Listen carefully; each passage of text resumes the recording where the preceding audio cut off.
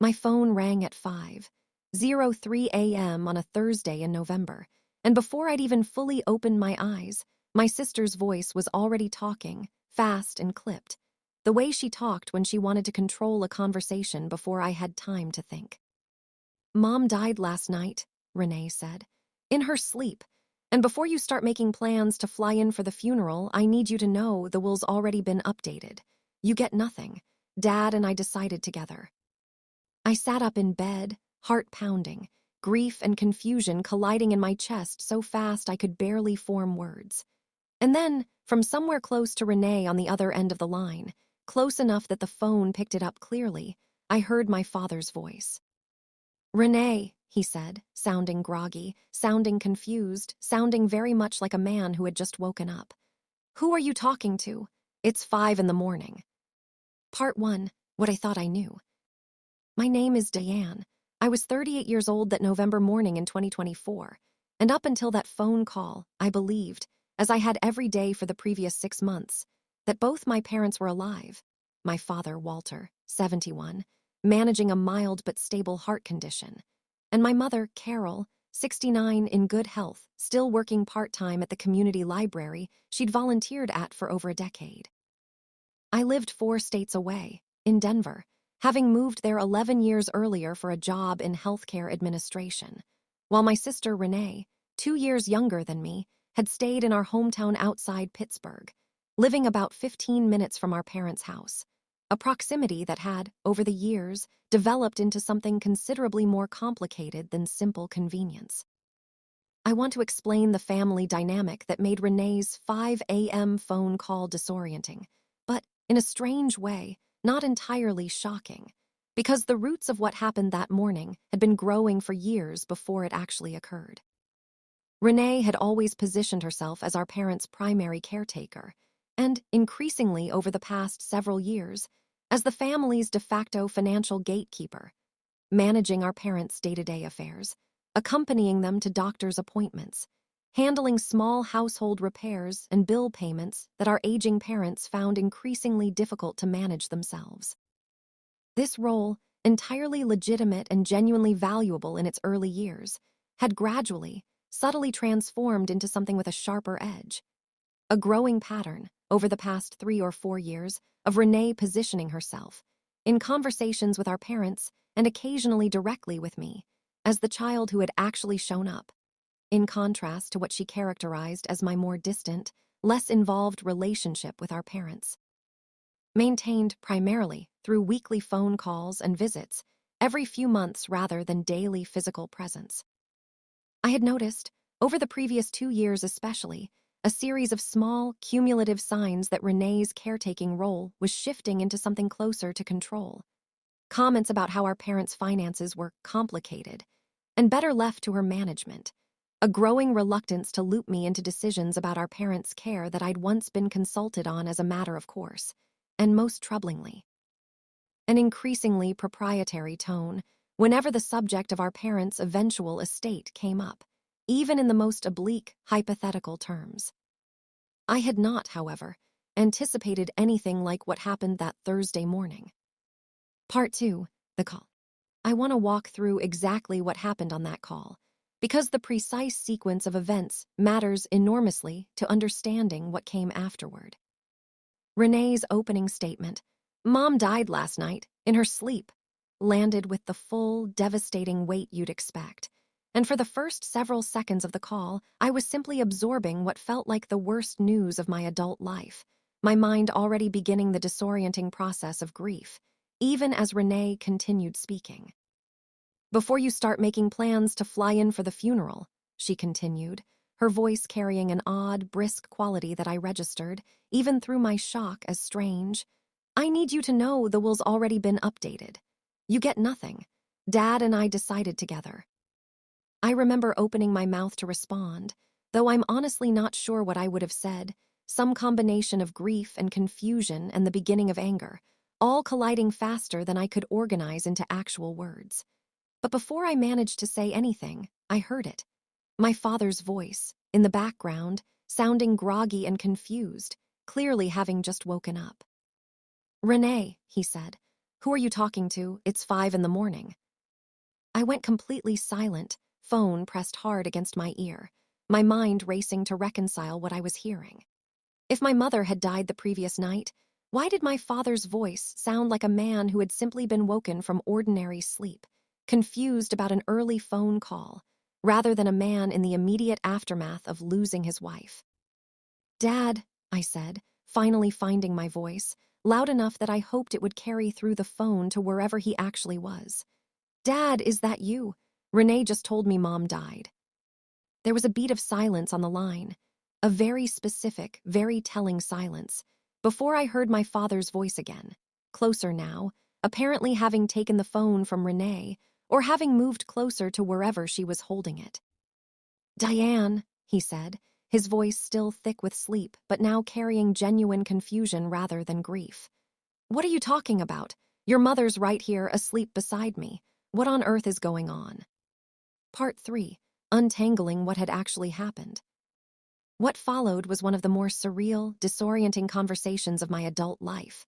A four-way scramble, essentially, between my father, half awake and thoroughly confused, my mother, who woke up moments later and joined the call equally bewildered, Renee, who had gone abruptly, conspicuously quiet once our father's voice made clear that her opening statement bore no relationship to reality, and me, trying to make sense of what I had just been told and why. Our mother, once she was fully awake and understood what Renee had apparently said to me, was audibly shaken. "Diane, I'm so sorry, sweetheart. I'm completely fine. I don't know what Renee was doing calling you at this hour with something like that. Renee, what were you thinking?" Renee, for her part, offered an explanation that unraveled further the more she attempted to explain it. She claimed, initially, that she'd been half asleep herself and had misspoken, confusing some unrelated conversation or dream with reality. When I pressed, pointing out that claiming a parent had died and immediately pivoting to a specific statement about being cut out of a will was a considerably more elaborate and specific thing to accidentally misspeak, she shifted her explanation. Then shifted it again, each version less coherent than the last. It took several more days, and considerably more digging, for me to understand what I now believe was actually happening. Not a genuine mistake or a moment of confused half-sleep, but a deliberate, calculated test. One Renee had apparently planned to attempt while our parents were both still asleep, intending, I believe, to gauge my reaction to being told I'd been cut out of the will entirely. Likely to assess whether I would simply accept the news without immediately trying to verify it directly with our parents. A test that had failed only because our father happened to wake up at exactly the wrong moment for her plan. Part 4. What I discovered about the actual will. Once the immediate chaos of that early morning call had settled, and once I'd confirmed, repeatedly and with growing unease, that both my parents were very much alive and had no idea what Renee had told me, I turned my attention to a question that suddenly felt considerably more urgent than it had the previous day. What exactly was the actual current state of our parents' estate planning, and had Renee genuinely been involved in any recent changes to it? I flew out to Pittsburgh that same week, a visit I'd normally have scheduled for the upcoming holidays, but that now felt considerably more urgent, and sat down with both my parents to have a direct, careful conversation about what was actually happening with their estate. What emerged, over several long conversations across that visit, was troubling in a different way than the initial shock of Renee's phone call, though connected to the same underlying pattern. My parents' actual will, last formally updated 4 years earlier with an attorney neither Renee nor I had been directly involved in choosing, divided their estate evenly between the two of us, exactly as it always had. There had been no recent update, no meeting with an attorney, no conversation between Renee and our parents about changing that arrangement. However, my mother mentioned, almost as an aside, something that took on considerable new weight given everything else I was learning. Renee had, over the previous 18 months, repeatedly suggested to our parents that they consider simplifying things by adding her as a joint owner on several of their financial accounts.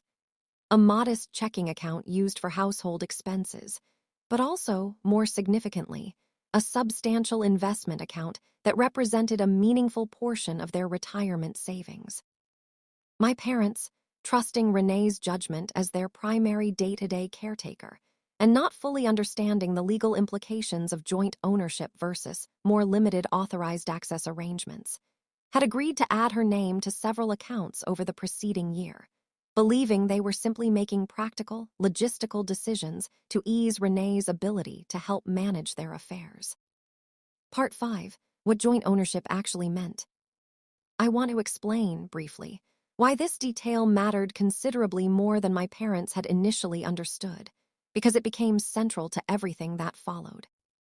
Adding Renee as a joint owner on those accounts, rather than simply as an authorized user with limited access, or granting her power of attorney specifically for managing bill payments and routine transactions, meant that, under the actual legal structure of joint account ownership, Renee had, functionally, equal legal claim to the full balance of those accounts, regardless of what our parents' formal will said about how their overall estate should eventually be divided. In other words, while the will itself still specified an even split between Renee and me, the practical reality was that a substantial portion of our parents' actual liquid assets, the investment account in particular, worth, as I eventually learned through a financial advisor I consulted, just over $300,000, existed in a legal structure that would, upon either parent's death, automatically and immediately transfer full ownership to whichever joint owner remained. Entirely outside the will's stated even division, and entirely at Renee's discretion regarding whether to actually honor the will's original intent by voluntarily sharing that specific asset with me. I brought this concern to my parents directly, as gently as I could manage given how upsetting the full implications clearly were for both of them once they understood what they'd actually agreed to. "We had no idea," my mother said, visibly distressed. "Renee explained it as just making things easier, in case something happened to one of us and the other needed quick access to money for medical bills or funeral expenses. We never imagined it meant she could simply keep the entire account for herself, regardless of what our will says." Part 6. The confrontation. I confronted Renee directly about both the early morning phone call and the joint account situation during that same visit, in a conversation that took place at our parents' kitchen table, with both of them present, given how directly the situation affected all four of us. Renee's initial response was defensive, characterizing my concerns about the joint accounts as an insulting accusation of premeditated theft, and continuing to insist that the early morning phone call had been some kind of confused, half-asleep mistake, rather than anything more calculated. "You're twisting a stupid, half-awake mix-up into some kind of conspiracy," she said. "I've been the one actually here for Mom and Dad for years, Diane, managing everything, handling every crisis, while you call once a week from Denver. If I wanted to take advantage of that, don't you think I could have done it a lot more quietly than blurting something out at 5 in the morning?" It was a reasonable-sounding argument on its surface, and I want to be honest that it gave me genuine pause. But my father, who had been listening quietly throughout most of this exchange, spoke up in a way that shifted the conversation considerably. "Renee," he said, "I need you to explain something to me clearly, because I've been thinking about this since Diane brought it up. Why, exactly, did you call your sister at 5 in the morning to tell her your mother had died, using specific language about the will already being changed to cut her out, when neither of those things was remotely true? That's not the kind of thing someone says by accident, half asleep or not. That's a very specific, very deliberate thing to say." Renee didn't have a good answer to that question.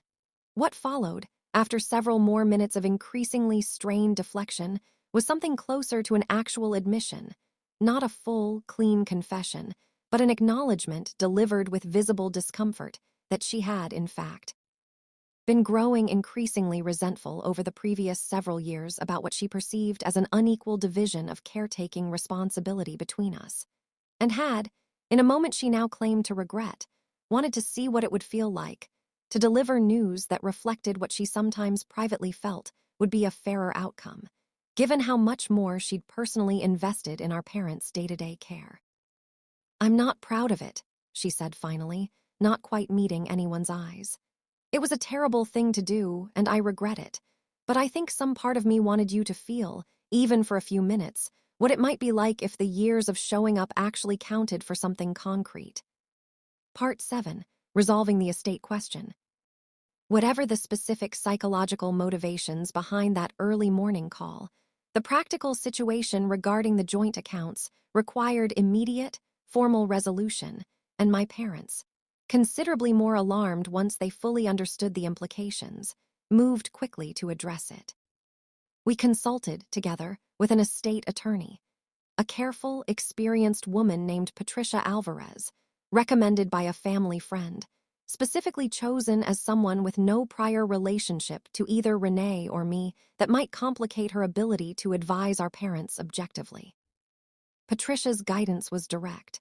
The joint account structure, while not inherently fraudulent or illegal, our parents had, after all, willingly agreed to it, even if they hadn't fully understood its implications, created a genuine mismatch between their stated testamentary intentions and the actual legal reality of how those specific assets would be distributed. She recommended restructuring the accounts to reflect what our parents actually wanted.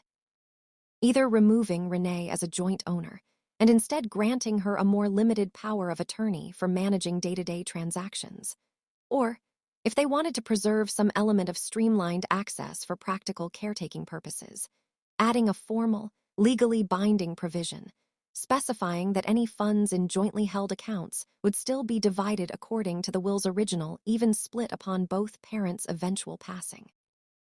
My parents chose the former option, restructuring the accounts within a few weeks to remove the joint ownership structure entirely, replacing it with a more limited financial power of attorney that allowed Renee to continue helping with practical, day-to-day account management without granting her the outright legal ownership claim the previous structure had inadvertently created.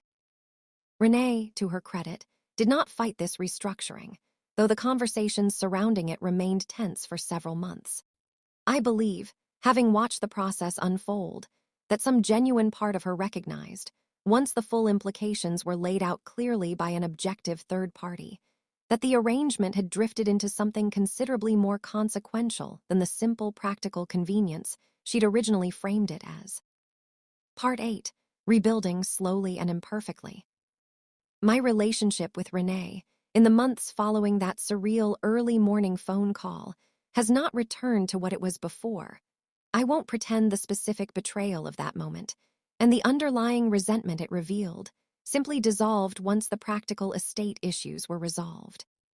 But we have, gradually, built something more honest than what existed before, largely because the entire episode forced a conversation about caretaking responsibility and fairness that we had, apparently, both been avoiding for years. I made a concrete commitment, in the months that followed, to being more actively involved in our parents' day-to-day care despite the distance. More frequent visits, a more structured system for sharing specific caretaking tasks that could reasonably be coordinated remotely, and, importantly, direct financial contribution toward some of the practical costs Renee had been quietly absorbing alone for years without either of us fully acknowledging it. Renee, for her part, has been in therapy since that autumn, working through what she describes as a long-standing, unaddressed resentment about caretaking imbalance that had, apparently, been building for years before it finally erupted into the specific, troubling shape of that early morning phone call. Epilogue. It has been just over a year since my phone rang at 5:03 a.m. on that Thursday in November, delivering news that turned out to be entirely false, constructed, apparently, to test how I might react to being told I no longer mattered to our parents' final wishes. My mother remains in good health, still working part-time at the library she loves, still very much alive to eventually, hopefully many years from now, actually require the kind of estate planning that phone call had falsely, prematurely invoked. My father's heart condition remains stable, carefully managed, giving no indication of the crisis Renee's phone call had implied. I think often about the particular vertigo of that morning, being told, at the lowest possible hour, in the most vulnerable possible state of half-sleep, that I had lost my mother and simultaneously been erased from my family's final accounting of who mattered. And then, within the space of about 90 seconds, having that entire devastating reality dissolve into something else altogether. Not grief, but a different, more complicated kind of hurt. The hurt of understanding exactly how far a sibling's resentment had traveled, even if it had ultimately stopped short of the outcome she may have, in some unexamined part of herself, actually wanted to see play out. My parents are both, as of this writing, very much alive, and our family's actual will remains exactly what it always was. An even division between two daughters who, despite everything, are still working, imperfectly but genuinely, toward understanding each other better than a single, chaotic 5 a.m. phone call ever allowed us to before. The end,